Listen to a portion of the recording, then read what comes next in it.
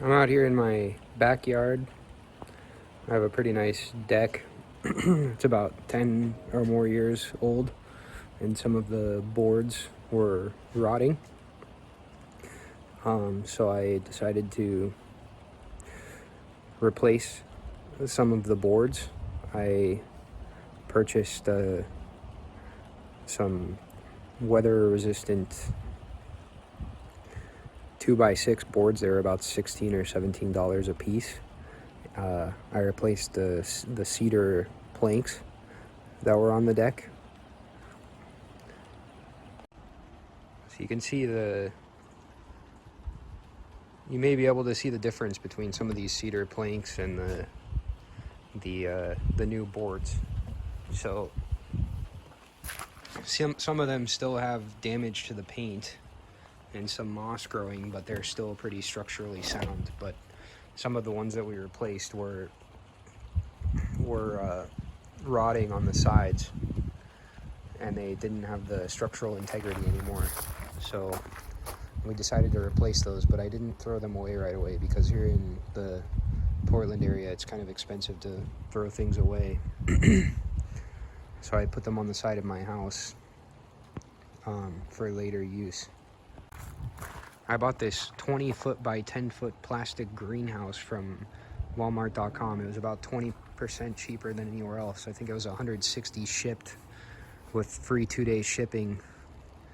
Whereas on Amazon, for instance, a similar product was about $200 plus shipping if you don't have the Prime. I planted some strawberries and some mushrooms that I got at Home Depot in here about in the early, I got them in about late February, early March. So it's coming out of the late winter and into the early spring. And they've already been here about a month, and they're just now starting to grow because the sun's starting to come out, but it's still relatively slow. Over here next to my house, I have some small plants and a small Japanese maple tree. Now I think that many of these plants are actually the same type, like some kind of daffodil flower. But if you notice, most of them are about, I don't know, 6 inches, 6 to 8 inches high coming out of the ground. But these ones closest to my dryer vent are almost 2 feet high, and the flowers are already blooming. And that's thanks to the waste heat from the dryer. So one thing I'm thinking of doing is putting a flexible aluminum pipe coming out of my dryer vent to go into my greenhouse, possibly to increase the growth rate during the winter.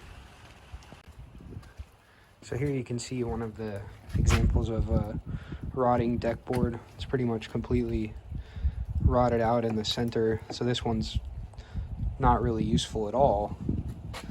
But for example, like this one, it's kind of rotted on the sides, but the center is still in fairly good shape. You can kind of stick it with your fingernail or or a razor blade gently, and if it's not, you can kind of stick it with your fingernail or a razor blade gently, and if it's not really leaving much of an impression, then it's probably still in fairly good shape. And these cedar planks aren't cheap. Lumber in general is just not that cheap anymore. So now we're here in my garage.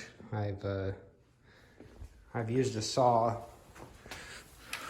with a framing demolition blade that quickly cuts wood, and I've inspected some of the boards and found the ones that still had pretty good structural integrity and didn't really leave much of a mark, and I've cut them down basically to 2x4s so that I can repurpose them to create a frame for an indoor seed starting system.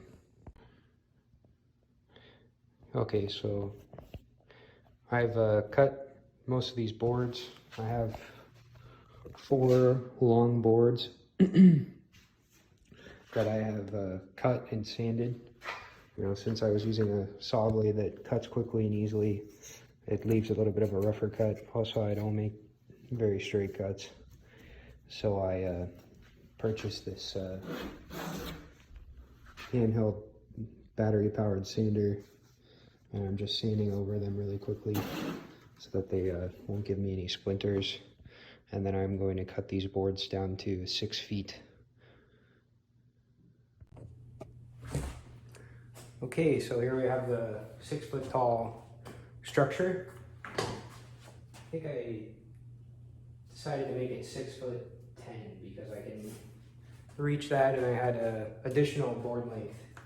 I also decided to use some of the side pieces that weren't as rotted for the bracing for the sides. I realized that I could make the square 3 foot by 3 foot because the light that I purchased is a 2 foot by 2 foot light that is good for a 3 foot by 3 foot area.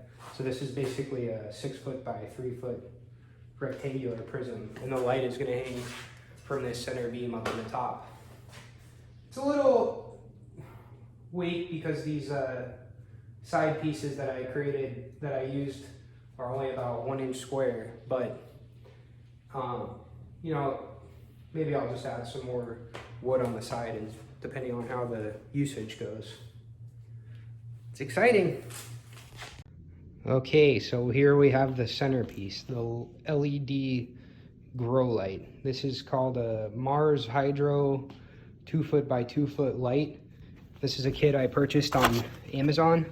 It came with a 24-hour plug-in timer and a temperature and humidity sensor. It even came with some basic instructions on how to distance it, what distance to use for different growth settings. This light can be daisy chained. I chose this Mars Hydro light because it comes with this really cool looking reflector plate, which also helps to make the light more efficient and work over a larger area. This light also had, I think most of the LEDs with these higher end lights were some type of Samsung diode. There was another company that sold similar lights, but they were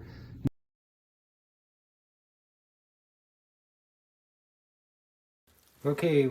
We just took the seed starter and we're following the directions. We put about 1.5 inches of warm water in here, and it's seriously been like 2 minutes, and these things went from being discs like this big to like these huge soft pucks where we can put our seeds. So really excited to make some fresh greens in this seed starter.